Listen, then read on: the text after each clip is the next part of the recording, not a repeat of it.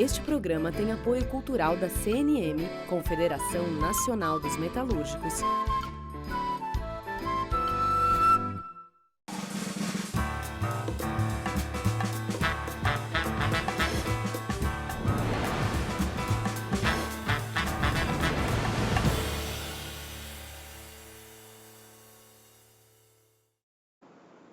Olá, começa aqui mais um Entrevistas. Como sempre, como você está habituado nos últimos 18, 19 meses, com o entrevistado na casa dele, o entrevistador na minha casa, porque todos cumprindo as determinações das autoridades de saúde, no sentido de, podendo evitar aglomeração, evite aglomeração. Se não puder evitar, use máscara.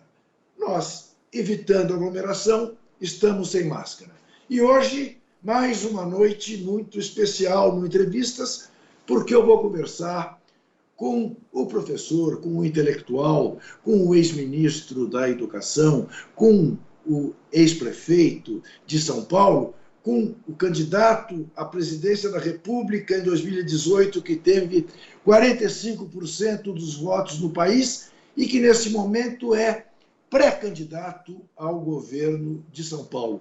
Vou conversar com Fernando Haddad. Vou chamá-lo de você durante a entrevista pela proximidade que temos. Mas queria começar, Haddad, com uma questão que está aí posta por muita gente. É absolutamente compreensível que você venha a ser candidato numa eleição majoritária. Mas há uma ala muito forte de democratas que dizem não, precisamos pegar os nossos melhores quadros e ter maioria no Congresso para respaldar o futuro governo Lula. Como é que você vê esse xadrez, né, dos candidatos mais fortes, dos progressistas, dos democratas, fazerem a opção de ir para o Congresso e não para as campanhas majoritárias? Olha, eu acho que o PT deve olhar a situação concreta de cada estado, né? Quando você fala do Congresso Nacional, você está falando de 27 unidades da federação. Eu acho que você tem toda a razão. Nós temos que ter uma bancada forte na Câmara e no Senado para respaldar as mudanças que o Lula precisará fazer para recuperar o país. Mas são 27 unidades. Então nós temos que olhar o tabuleiro todo e para cada quadradinho desse tabuleiro para verificar onde é o caso de apoiar um aliado do PT, porque nós vamos ter que ter algum candidato a governador.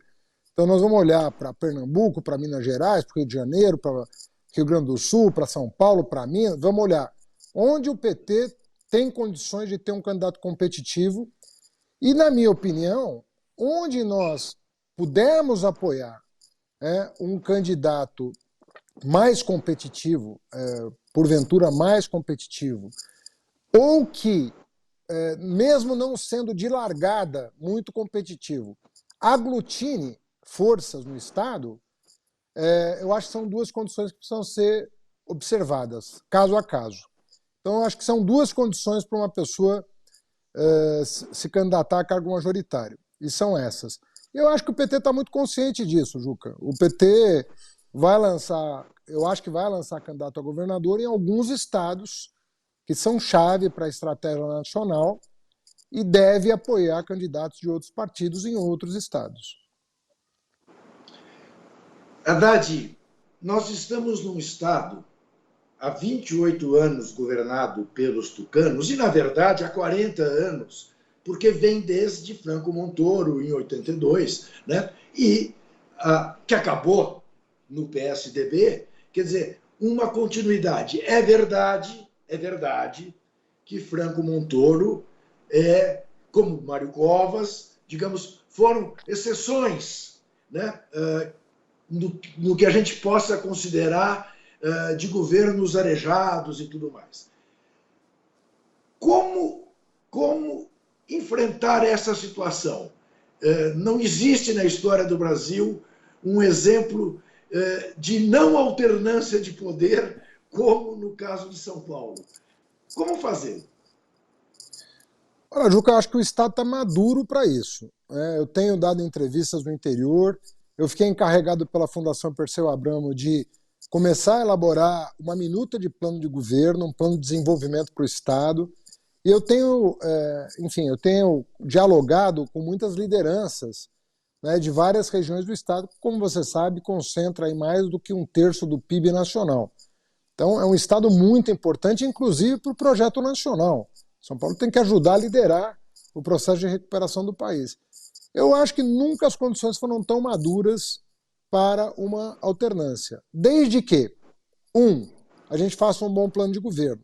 Então não adianta sair sangria desatada, lançando candidatura, sem ter solidez nas propostas que você vai apresentar, sobretudo para o interior, que é a região do Estado que tem dado as vitórias ao PSDB. E, em segundo lugar, nós temos que tentar ampliar. Eu acho muito difícil você também sair lançando nome e candidatura sem sentar à mesa, né, com as pessoas que estão envolvidas no Estado de São Paulo. Na minha opinião, nós temos alguns partidos que são centrais nisso, né? Os habituais, né? PCdoB, PDT, PSOL, mas eu acho que o PSB também pode fazer um papel importante nessa coalizão para virar a página aqui do Estado de São Paulo. Eu acho que o PSB tem sido fiel da balança a favor dos tucanos, e eu acho que o racha entre os tucanos, mais a questão do bolsonarismo em São Paulo, então nós temos aí pela primeira vez uma divisão no campo mais conservador que nos permite sonhar com uma candidatura competitiva. E para isso nós temos que baixar a ansiedade e trabalhar, porque às vezes a ansiedade atrapalha. Estudar muito, porque é um estado muito complexo, é um país, então tem que juntar gente muito experiente para a gente não errar, sobretudo porque com a perspectiva de poder a gente tem que governar bem a partir do primeiro dia, e São Paulo não dá para se aprender durante o voo, então tem que aprender antes. Tanto a cidade quanto o estado quanto o país tem dimensões continentais, né, do ponto de vista econômico. Nessas suas passagens pelo interior, você diria que, a exemplo do que se deu na capital, o interior já se deu conta do engodo que foi eleger João Dória? O Juca, eu acredito que sim. Eu acho que existe um sentimento de que a gestão Dória não aconteceu, né? E de que, na verdade, houve até um certo desmonte de setores importantes, órgãos importantes do Estado, e nós temos hoje uma máquina menos eficiente do que nós tínhamos no passado. Então eu acho que está acontecendo com o João Dória no interior um fenômeno muito parecido com o que já aconteceu na capital. Lembrando que o Márcio França perdeu por uma margem muito estreita já em 2018, em função dos votos contrários a João Dória na capital, onde ele perdeu para o Márcio França. Por isso que eu digo, se eu, Márcio França, Orlando Silva, Boulos, nos reunirmos, é possível, eventualmente, apresentar uma chapa forte para o Estado de São Paulo, com uma perspectiva maravilhosa, de fazer com que o Estado mais pujante do ponto de vista econômico seja também o mais pujante do ponto de vista de políticas públicas, que é o que o Brasil precisa nesse momento, que São Paulo deu exemplo de como mudar a realidade social e econômica da maioria da população brasileira, começando pelo Estado que tem melhores condições de fazer isso. Vamos fazer uma conta justa. Eu fui para o segundo turno em 2018, na eleição presidencial. O Márcio foi para o segundo turno na eleição de 2018 para governador. O Boulos foi no segundo turno na eleição de 2020 para prefeito. Eu acho que nós temos uma oportunidade, né, de fazer bonito aqui no Estado de São Paulo e apresentar. Veja bem, não é pecado não conseguir, mas é pecado não tentar, entendeu? Não conseguir é da vida. Às vezes você consegue, às vezes você não consegue. Mas acho que nós temos a obrigação de tentar, e nos debruçarmos sobre o Estado de São Paulo, que é um Estado, repito, muito complexo, é um Estado-país, é um Estado que tem a renda per capita comparável a alguns países europeus, é um Estado que tem renda per capita comparável aos estados mais ricos da América Latina. Ou seja, não é qualquer coisa governar São Paulo, sobretudo depois de 28 anos de continuidade no poder aqui em São Paulo. Então, agora, vai ser possível? Isso é uma outra questão, porque aí você envolve tantas outras coisas, variáveis que você não controla, até idiosincráticas, né? Personalidade das pessoas, os humores da época. Mas a obrigação de uma pessoa progressista hoje é sentar e tentar verificar se é possível uma chapa progressista única aqui em São Paulo. Haddad, você acha que o fato de o Dória ter sido o Bolsodória, para resumir, será um tema presente na campanha ou será presente mais na campanha que ele pretende fazer à presidência da República do que na campanha no estado de São Paulo? Juca, em política, como você sabe, você acompanha muito a política nacional, internacional, a pior coisa que pode acontecer para alguém é uma crise de identidade. É você não saber do que você está falando, com quem você está falando, né? E eu acho que, tanto no país, a tal terceira via, quanto no estado de São Paulo, e sobretudo Dória, que pretende concorrer ao Palácio do Planalto, existe uma crise de identidade do Dória em relação ao Bolsonaro e do Ciro em relação ao Lula. Então é muito difícil você conseguir convencer alguém de que você um dia acordou com uma outra visão de mundo completamente diferente da que você tinha até um dia antes. Eu disse isso 2 anos atrás numa entrevista para o UOL. Eu dizia, olha, eu acho que Ciro e Dória terão dificuldades em virtude de uma crise de identidade. Isso não significa, Juca, que você não possa mudar de opinião. Na política você pode, como na vida.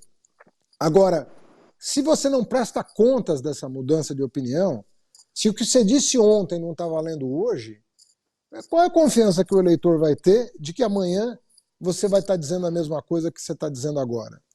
Então, eu acho muito complicado na política você não ter identidade. E eu te digo uma coisa, talvez eu seja das pessoas que tenha pagado o preço mais alto por ser coerente. Porque não foi fácil ostentar a bandeira progressista do PT, sobretudo, em 2016 e em 2018. Mas eu preferi pagar esse preço,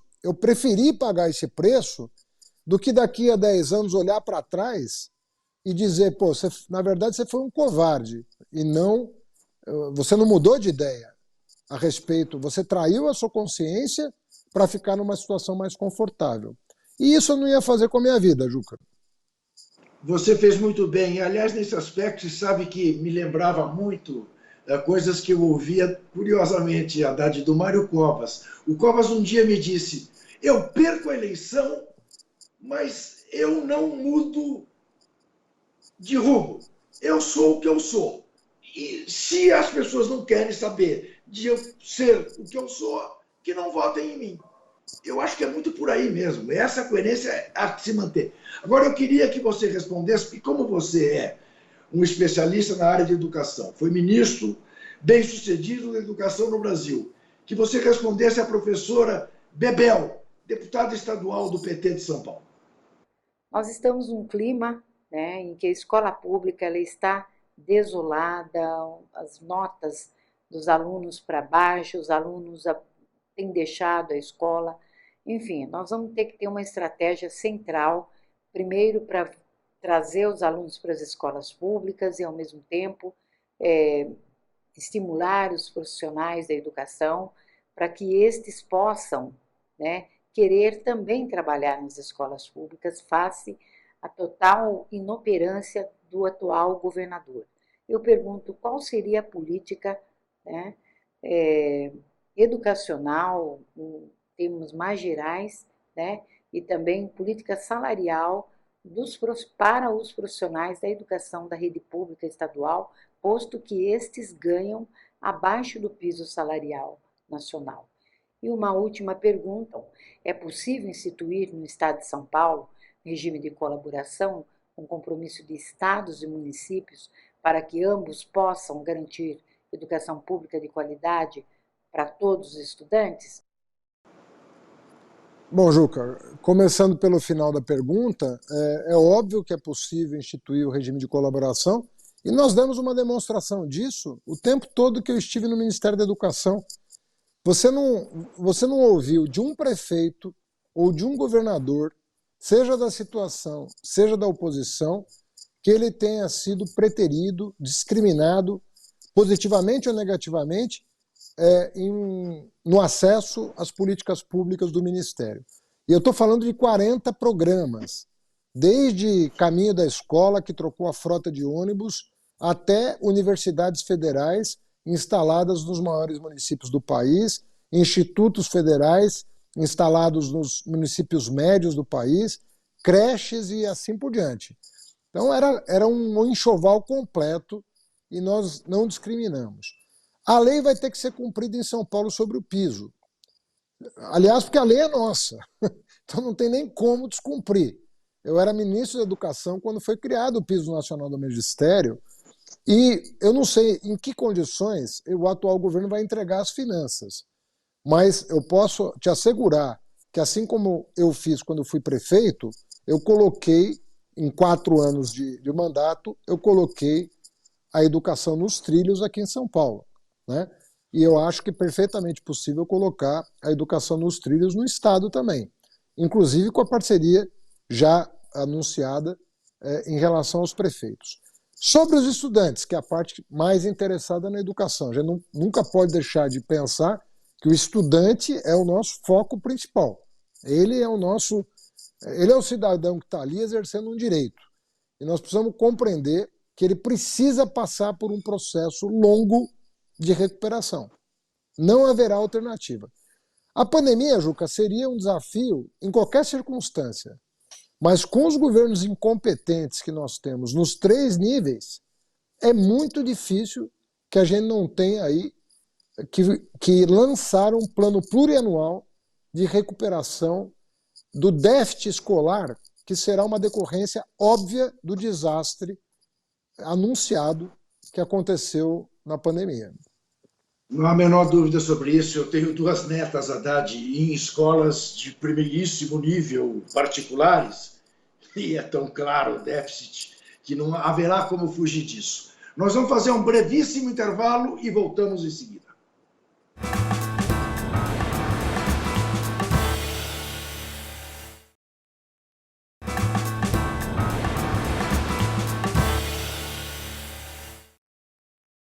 Estamos de volta com entrevistas, hoje conversando com o ex-ministro da Educação, com o ex-prefeito de São Paulo, com o pré-candidato do Partido dos Trabalhadores ao governo paulista nas eleições de 2022. Estou conversando com Fernando Haddad. Quero conversar um pouco com você sobre a conjuntura nacional. Haddad, que leitura você faz a esta altura já famosa Carta do Temer?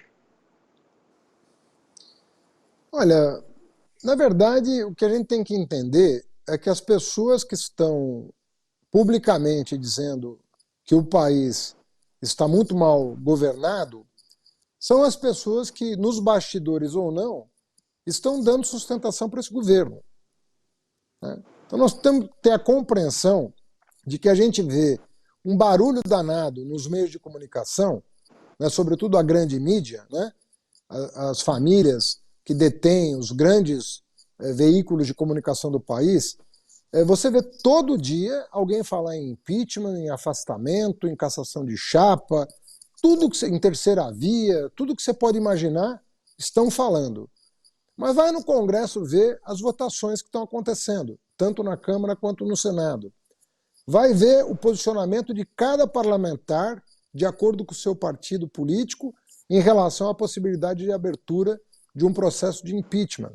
vai verificar o posicionamento de cada partido político em relação às votações estratégicas para o desenvolvimento do país que estão acontecendo nesse momento em relação a direitos civis, direitos trabalhistas, direitos sociais, soberania nacional, patrimônio público. Então, o Brasil está vivendo uma grande esquizofrenia que só atende ao interesse dos de cima. Estão ganhando fortunas e o povo não consegue comprar carne, não consegue comprar arroz, não consegue comprar feijão, não consegue abastecer. Inflação perto de 2 dígitos, desemprego de 2 dígitos e uma crise energética anunciada. Nós vamos ter, em 2022, Juca, muito provavelmente, um cenário pior do que o de 2002, que foi quando o Lula foi eleito presidente. Contudo, apesar do cenário ser pior, vai ter muita gente defendendo a continuidade desse governo, publicamente ou nos bastidores. Por quê? Porque para eles que defendem esse governo, a situação não é ruim. A situação só é ruim para 70%, 80% da população. Então nós temos que tomar muito cuidado com o que vem por aí. Essa carta é um detalhe, é uma coisa que vai sumir na história, porque ela não tem nenhuma relevância. Na verdade, o Bolsonaro vai continuar tensionando os poderes da República, independentemente dos resultados conquistados por esse tensionamento, porque o objetivo não é o resultado do tensionamento, mas o tensionamento em si. Ele se nutre e se alimenta desse tensionamento para aparecer perante o seu público como um indivíduo frágil, fragilizado e antissistema, quando, na verdade, ele está muito longe de ser antissistema. Ele é a pessoa mais entranhada hoje no que o sistema deseja para a economia brasileira e para a soberania nacional. Então, e nesse aspecto, Haddad, não falta aos progressistas exatamente bater mais na tecla do desemprego, da crise energética, da crise ambiental, da inflação, do que propriamente um discurso que a nós é muito caro e, é claro, continuará a ser caro, da defesa da democracia, das instituições e tal.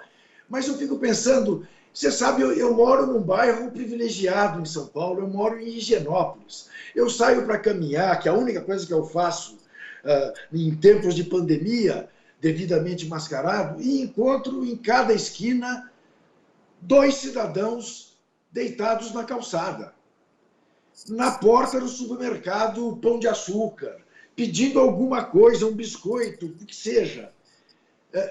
Falar com essa gente de democracia é absolutamente uma estultice. Como resolver essa questão? Não, o que nós temos que fazer é juntar as coisas, né? Ele tem que saber que é pelo exercício da cidadania dele, que se dá também pelo voto, mas não só, mas pela participação, que nós vamos tirar o país dessa crise. Não tem, né? Por que há ameaça às eleições? Que pode não acontecer, né? Essa ameaça pode não se desdobrar em nada, mas o fato de estar tensionando voto impresso, legitimidade da urna eletrônica e assim por diante, fechamento de poderes, isso tudo é porque não há interesse em cobrir o que de fato está acontecendo no país. São Paulo tem, uma estimativa que eu vi, São Paulo tem hoje alguma coisa em torno de 50 mil moradores em situação de rua. É 3 vezes mais o número de 5 anos atrás, 4 anos e meio atrás. É 3 vezes o número. Né? Você tem praças inteiras do centro da cidade. Eu estava vendo a Praça Princesa Isabel outro dia, é um campo de refugiados. Uma praça de guerra, um campo de refugiados. E isso, vários logradouros públicos estão acontecendo isso na cidade mais rica do país. E você não vê cobrança. Pelo contrário, você vê críticas a quem está tentando ajudar. O padre Júlio Lancelotti é o sujeito mais criticado pela direita, porque tenta ajudar. Entende? Quando, na verdade, veja só, Juca, nós temos mais ou menos alguma coisa em torno de 12 mil vagas em albergues e abrigos. Ou seja, das 15 mil pessoas em situação de rua, Só 3 mil não eram abrigados quando eu deixei a Prefeitura de São Paulo. Só 3 de 15 mil. Hoje você está falando de 40 mil pessoas desabrigadas ao relento durante a noite. É essa a proporção de pessoas que estão em desamparo.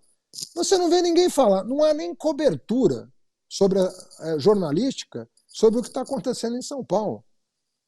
Há um desinteresse completo pela realidade dramática que o povo está vivendo.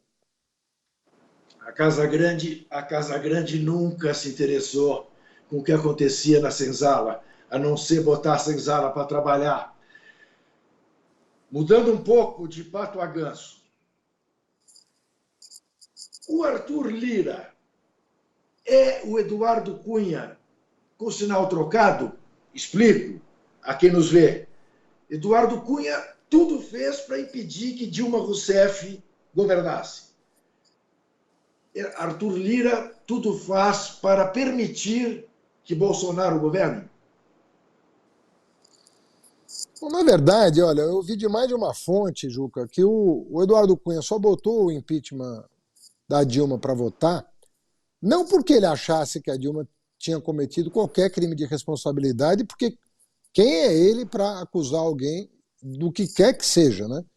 Mas é óbvio que hoje nós sabemos que aquilo foi uma grande reengenharia para tentar tipificar um crime inexistente. Tanto é que o Senado não teve sequer a coragem de caçar os direitos políticos da Dilma, porque não tinha base nenhuma para isso.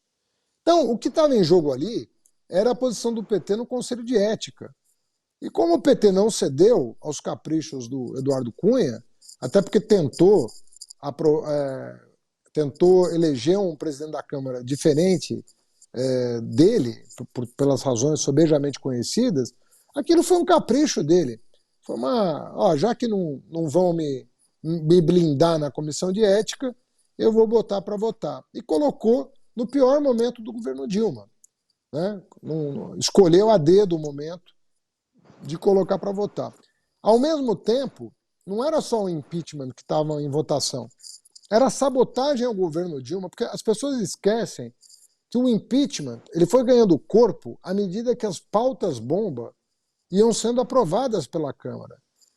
As coisas se encontraram em 2016 com o país em frangalhos, porque houve uma sabotagem, inclusive reconhecida pelo Tasso Gereissati numa entrevista histórica que ele deu para o jornal Estado de São Paulo, em que ele dizia: nós não podíamos ter feito o que fizemos, nós não podíamos ter votado os projetos do Eduardo Cunha, contrariando os princípios do próprio PSDB. Isso dito publicamente por ele. Né? Isso não significa dizer, porque as pessoas falam, então a Dilma não errou. Isso não tem nada a ver. Governos erram e acertam. Eu não estou aqui para dizer que tudo era perfeito. Não era mesmo. Agora, ela tinha 4 anos, ela foi eleita para 4 anos para deixar a sua marca. Recebeu um crédito renovado na reeleição do povo, ou seja, até aquele momento o povo confiou na Dilma e ela tinha um mandato de 4 anos para cumprir. E eu vi muita gente do PSDB contrariada com o impeachment porque achava que se tudo transcorresse naturalmente, em 2018 ia haver alternância no poder. O PSDB poderia ganhar a eleição. Mas como eles foram assodados em querer tirar a Dilma, aconteceu o desastre que aconteceu e ao invés deles serem o primeiro da fila, né, para eventualmente ganhar a eleição com legitimidade, eles foram para o fim da fila e quem ganhou a eleição é o atual ocupante do Palácio do Planalto, que não tem a menor condição de gerir nada e de liderar nada. Eu ouvi isso do governador Geraldo Alckmin, que era contra o impeachment da Dilma. Isso ele me confidenciava e falou: olha, o PSDB está errado, né, em apoiar essa tese. E foi voto vencido dentro do PSDB. Vamos nos lembrar Neves, que o Aécio, se pudesse morder a língua, morderia e morreria de arrependimento por ter falado as bobagens que falou. Olha aqui, retomando a questão das pessoas sem teto. Vera Eunice Rodrigues da Silva, da Associação dos Trabalhadores Sem Teto da Zona Noroeste, filiada à União Nacional por Moradia Popular, tem uma pergunta a te fazer. Haddad, eu gostaria que você falasse um pouco mais sobre a política habitacional de moradia para a família de baixa renda. Eu estou aqui no projeto Alex Sojafé. Esse projeto foi um dos últimos que foi assinado em 2017, 2018, que era o Minha Casa Minha Vida Entidades, né, no qual atendia a família da faixa 1, família de baixa renda, que hoje tem uma demanda muito grande. Inclusive, os prédios estão hoje aqui, são 1.104 apartamentos, estamos com 68% de obra executada, e um dos problemas que nós temos é o repasse do recurso, as medições estão demorando muito. No programa também tinha previsão do aporte do governo federal e o estadual, né, e o municipal. Ou seja, a Prefeitura Municipal de São Paulo colocou R$20 mil por unidade. O governo do estado, que hoje teria que colocar 20 mil, acabou não colocando os 20 mil e não se tem uma política habitacional. Fala um pouquinho mais o que você pensa da política habitacional, que hoje, infelizmente, cada dia que passa é mais família morando na rua, mais família sendo despejada e não se tem uma política habitacional a nível estadual e nem federal. A companheira tem 200% de razão, né? Você sabe, Juca, que muita gente critica o Lula de forma completamente equivocada, dizendo que tinha Lula 1 e Lula 2. E o Lula 2 teria sido um gastador de recurso público, quando, na verdade, foi o presidente que mais reduziu a dívida pública interna e pagou a dívida pública externa. Então, só para deixar claro que se tem alguém que possa ser chamado de responsável fiscal, é o Lula, né? Não tem a menor dúvida disso. Só que em 2008 as pessoas esquecem. Diante da maior crise financeira internacional desde 1929, que não se tinha nada parecido, o Lula lançou justamente o Minha Casa Minha Vida. Foi naquele contexto que nasceu Minha Casa Minha Vida, para enfrentar o desemprego que poderia haver se nada fosse feito. E a construção civil, ele aliou a construção civil à produção de moradia popular. Ou seja, o melhor dos mundos. Dinheiro público, mas na veia do combate à pobreza. Porque você sabe que o aluguel consome uma parcela significativa da renda familiar daqueles que vivem com pouco dinheiro. Então, um programa que acertou na mosca. Há acertos a fazer no Minha Casa Minha Vida? Claro que há. Sobretudo porque alguns prefeitos e alguns governadores não quiseram entrar com nada. O resultado é que, às vezes, a moradia construída não ficou no miolo da cidade, ficou distante da cidade. E isso é um equívoco do ponto de vista urbanístico. Mas na cidade de São Paulo não tem miolo e tudo em São Paulo. Nós conseguimos licenciar na cidade de São Paulo, na minha gestão apenas, 110 mil unidades habitacionais para baixa renda.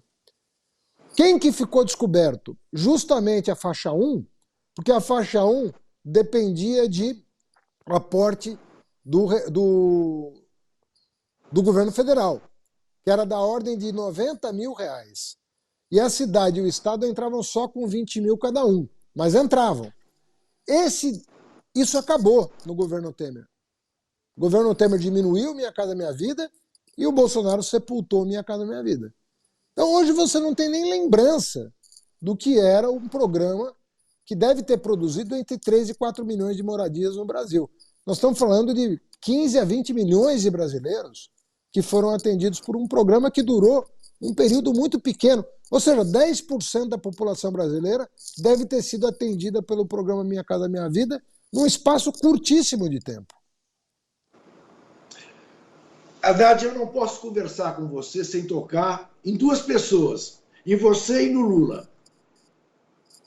Acabo de ler que mais um processo contra o Lula é arquivado por absoluta falta de provas. Você foi absolvido, como ele está sendo, em tudo que te acusaram.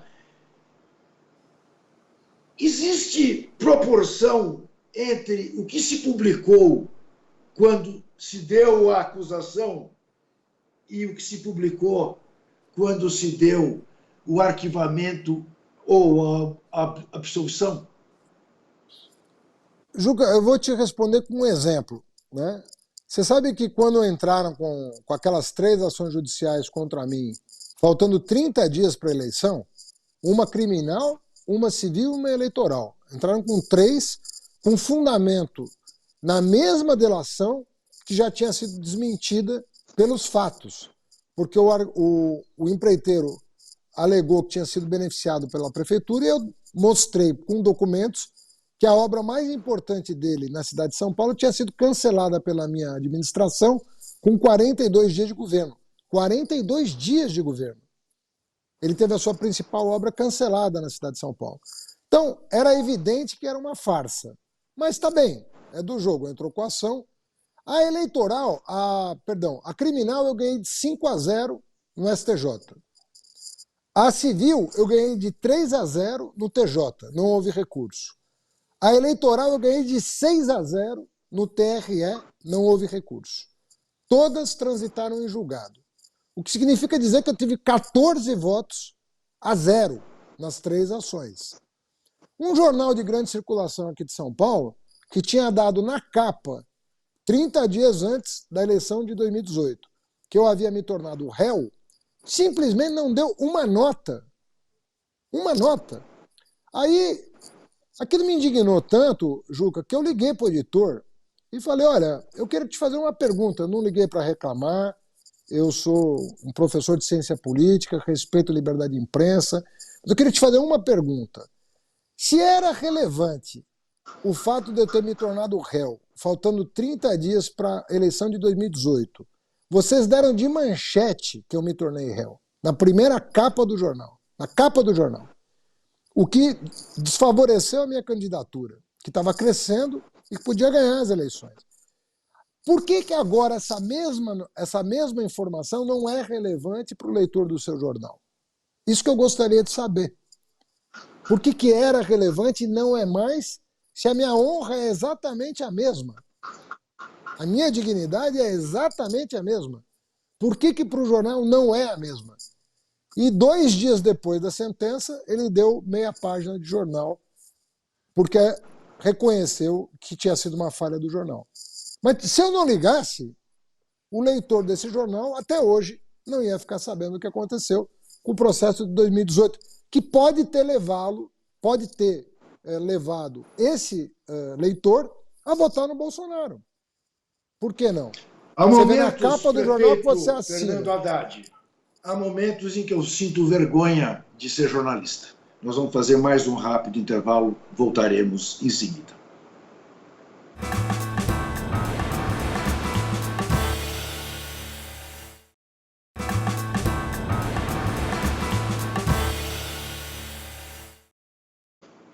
Converso com o pré-candidato ao governo de São Paulo do Partido dos Trabalhadores, o ex-ministro da Educação, o professor, o intelectual, o advogado, o ex-prefeito Fernando Haddad. E agora eu queria que você respondesse, retomando a questão do interior de São Paulo, a Kelly Maforte, do MST. Olá a todos e a todas, eu sou Kelly Maforte, da Coordenação Nacional do Movimento Sem Terra. Haddad, aqui no estado de São Paulo existem cerca de 7.000 famílias assentadas em áreas públicas, terras devolutas, sob responsabilidade direta do governo do estado, da Secretaria de Justiça e da Fundação ITESP.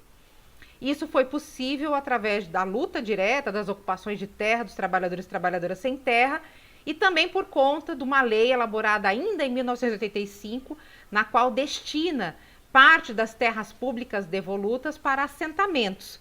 Sabemos que reforma agrária é uma atribuição do governo federal, mas aqui no estado de São Paulo existe um contingente importante de assentamentos de reforma agrária. Mas tudo isso está sob ameaça, porque o governador João Dória, numa atitude extremamente bolsodória, está seguindo os mesmos passos do presidente Jair Bolsonaro. Isso porque está apresentando um projeto de lei para a Alesp, na qual impõe um único título para as famílias assentadas aqui do estado de São Paulo. Pela Constituição Federal, artigo 189, a família assentada tem direito a uma titulação, mas ela pode ser título de domínio ou concessão de direito real de uso, o CDRU. Tanto Jair Bolsonaro como Dória não querem uma concessão de direito real de uso, né, na qual a terra ela não se torna uma propriedade particular, mas sim uma concessão de uso para aquelas famílias que conquistaram a terra coletivamente. Dória e Bolsonaro querem fazer da reforma agrária um grande balcão de negócios e pior, junto com isso querem também aproveitar que essas terras públicas devolutas sejam entregues para iniciativa privada, como por exemplo agora foi explicitado através de um jabuti colocado pelo deputado Mauro Bragato aqui em São Paulo nesse projeto de lei 410. Pergunto a você, Haddad, qual é o seu projeto em relação às terras devolutas no estado de São Paulo que ainda existem em grande quantidade? Você acredita que a arrecadação dessas terras para a criação de novos assentamentos de reforma agrária pode ser parte da solução para o problema social que nós enfrentamos aqui no estado? Juca, é mais do que para o problema social. A Kelly botou o dedo numa ferida enorme. Hoje nós estamos com um problema de alimento, de produção de alimento. Daqui a pouco não vai ter área nesse país para plantar o que vai para a mesa, a comida que vai para a mesa do trabalhador. Olha o preço das coisas no supermercado. Veja só, deixa eu fazer um exercício aqui, um exercício teórico, para as pessoas acompanharem. Se você não produzir alimentação em quantidade suficiente e destinar toda a terra para a produção de commodity, na prática, o que você vai estar fazendo? Você vai estar dolarizando o preço do alimento. É isso que está em curso no Brasil. O Brasil está, sem perceber, dolarizando o preço do alimento que nós comemos. Por quê? Porque não está havendo, da parte das autoridades, um ordenamento territorial que garanta a terra para a produção de alimentos. Você está combinando as duas coisas. Isso não termina bem. Isso vai terminar em carestia, que é o que está acontecendo, e em dolarização do que é produzido no campo. Quando eu fui ministro da Educação, nós conseguimos aprovar uma lei que garantia que 30% do recurso da merenda escolar fosse destinado à aquisição de produtos da agricultura familiar. Quando eu cheguei em São Paulo, já prefeito, eleito prefeito, São Paulo comprava 2% e não 30%. 4 anos depois comprava 26%, quase 30%. Por quê? Nós fizemos parceria com cooperativas de produtores e introduzimos na merenda de São Paulo arroz orgânico produzido pelo MST, no Vale do Ribeira. Ou seja, poder de compra do próprio Estado, o Estado alimenta boa parte da população brasileira que frequenta escola. Então, você tem, pelas compras governamentais e com a regularização fundiária, você tem condições de fazer um jogo de ganha-ganha inacreditável no Estado. E há terras devolutas para fazer isso. Eu pergunto, por que não sentar à mesa com quem quer produzir para fazer uma combinação de ganha-ganha? O Estado compra cada vez mais barato, enriquece a merenda escolar, a alimentação das nossas crianças, regulariza o patrimônio dos camponeses. Lembrando, Juca, que eu tenho o maior carinho por essa pauta, porque meu pai, até os 24 anos de idade, dos 8 aos 24 anos, viveu na roça, trabalhou na roça. E meu pai nunca deixou, eu não me lembro uma semana do meu pai não contar uma história da roça. Porque no Líbano, todos os nossos antepassados, como os seus, viviam do que plantavam. O meu pai depois, com 24 anos, veio para o Brasil, foi morar numa cidade com 10 mil habitantes chamada Uchoa e abriu uma loja de armarinho para vender para a roça, porque só tinha gente que morava na roça nessa cidade, todos agricultores. Só com 30 anos que chegou na capital, onde ele, felizmente, conheceu minha mãe, porque senão eu não estaria aqui com você. Então, você imagina, com o poder que São Paulo tem e com as terras que São Paulo tem, se você quiser fazer um programa de segurança alimentar, aquisição de alimentos e alimentação escolar. Não tem para quem. Você está preparado para enfrentar um tsunami de fake news? Olha, Juca, eu acho que a pergunta tem que ser dirigida a cada um de nós, não aos candidatos apenas, porque, na verdade, a violência não é contra o candidato, é contra a democracia. As pessoas estão sendo induzidas a erro por fake news. Uma coisa eu dizer assim, vou para a televisão e falo, olha, eu não concordo com a proposta do candidato do Dória para São Paulo. Eu não concordo com a proposta do candidato do Bolsonaro para o estado de São Paulo. Outra coisa é eu, por não ter confiança nas minhas propostas, começar a difamar os meus adversários e, pior, pelas costas, usando instrumentos eletrônicos de disseminação de mentiras, que é o que aconteceu na eleição de 2018. Nós recolhemos 82 mentiras com disseminação em massa. Mais da metade contra a Manuela Dávila, inclusive. Mais da metade. Porque eles têm uma preferência em mentir contra a mulher. Pode ter certeza do que eu estou falando. Eles têm um problema grave com mulheres batalhadoras que trabalham, que lutam, que defendem seus direitos. Então, eles disseminaram 82 fake news diferentes em massa. Fora o que foi dito a boca pequena, que aí a gente não tem, nem controle tem. Estou falando de cards elaborados por agências de publicidade para mentir. A violência é contra você, cidadão. É contra você que vai ter o seu voto vilipendiado por um processo fraudulento. Então ninguém está preparado para isso. Eu acho que o TSE, eu acho que não se dedicou ao tema como deveria de 2018 para cá. O TSE sabe o que aconteceu. Sabe o que aconteceu. Tanto é que até hoje a chapa Bolsonaro-Mourão não foi julgada até hoje, porque sabem o que aconteceu. Sabem que teve dinheiro sujo de empresas que pagaram os disparos do exterior, portanto esse dinheiro nem entrou no Brasil, ele entrou na forma de disparo. Tudo isso é sobejamente conhecido. Uma repórter da Folha foi premiada mais de uma vez por conta de ter desbaratado o esquema, de ter Patrícia denunciado o Campos esquema. Melo. Perfeitamente. Então, não tem mistério, não tem segredo, está tudo contado, está tudo dito. Ela escreveu um livro a respeito, o que significa, foi premiada pelo livro, de maneira que, assim, o que nós estamos esperando para tomar previdência? Agora tem uma lei que o Congresso pode aprovar, que pode ajudar muito, mas tem que aprovar até esse mês, porque daqui a pouco não vai valer para a eleição do ano que vem. Fernando Haddad, na terça-feira, dia 14 de setembro, comemoramos o centenário de Dom Paulo Evaristo Arnes, esse brasileiro imenso. Domingo, dia 19, comemoraremos o centenário de Paulo Freire, outro brasileiro imenso. Você é candidato a ser governador de um estado que tem Paulo no nome, de Dom Paulo, de Paulo Freire.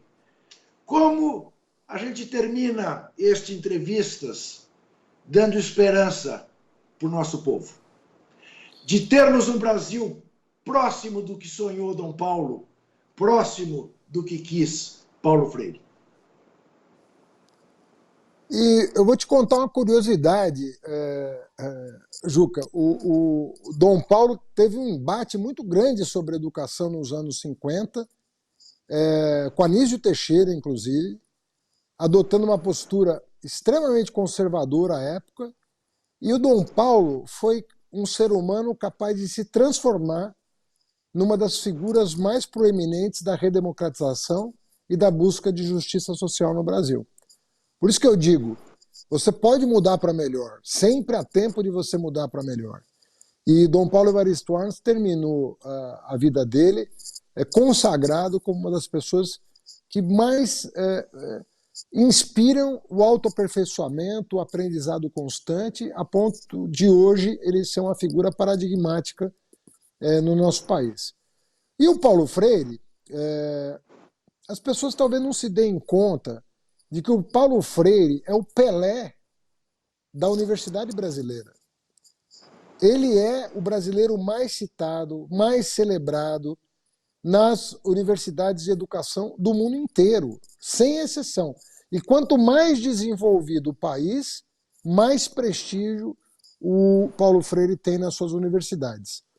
O livro Pedagogia do Oprimido é um livro que todo mundo deveria ler, porque ele, apesar de ter sido escrito nos anos 60, ele continua atualíssimo do ponto de vista do que se espera de uma educação emancipadora, que forme cidadãos críticos, cidadãos que consigam pensar o mundo em toda a sua complexidade, consigam participar da vida democrática, enfim, consigam interagir com os seus semelhantes, que rompa com as assimetrias da vida social. Até hoje, é muito difícil você escrever um livro que consegue ficar 50, 60 anos em evidência. É muito difícil. E o Paulo Freire é dos poucos brasileiros que escreveu um livro que eu chamaria de imortal. É um livro que vai estar, daqui 100 anos, a Academia Mundial, Europeia e Americana, sobretudo, estarão lendo Paulo Freire. Então, se nós estamos no estado de São Paulo, esses Paulos que você citou deveriam servir de inspiração para qualquer governo razoável. Não precisa nem ser bom, razoável, porque são grandes brasileiros que representaram e representam, né, princípios e valores que deveriam ser observados por toda a classe política. Generosidade, empatia, doação para o próximo, respeito ao país, né, amor à nação brasileira, sem discriminação contra ninguém, seja quem for, rico, pobre, branco, preto, judeu, ateu, muçulmano, cristão, eles estavam ali para abraçar todo e qualquer ser humano. De maneira que são grandes personalidades da história brasileira. Sem se dizer, para quem não sabe, se é que alguém não sabe, o time de Paulo Freire eu não sou capaz de dizer, eu desconheço. Mas Dom Paulo Evaristo Arns era um corintiano de 4 costados. Tive a honra de publicar, quando dirigia a revista Placar, uma pastoral ao povo corintiano, feita por Dom Paulo, que é uma maravilha, que é uma coisa assim, na qual ele diz que não existem derrotas definitivas para o povo. E é isso mesmo. Fernando Haddad, muitíssimo obrigado por mais essa entrevista. Você que nos vê sabe que quinta-feira, 21h30, aqui estaremos de volta na TVT 44.1 em São Paulo, na TVE da Bahia, às terças-feiras, 21h30. Lembrando sempre que desesperar jamais.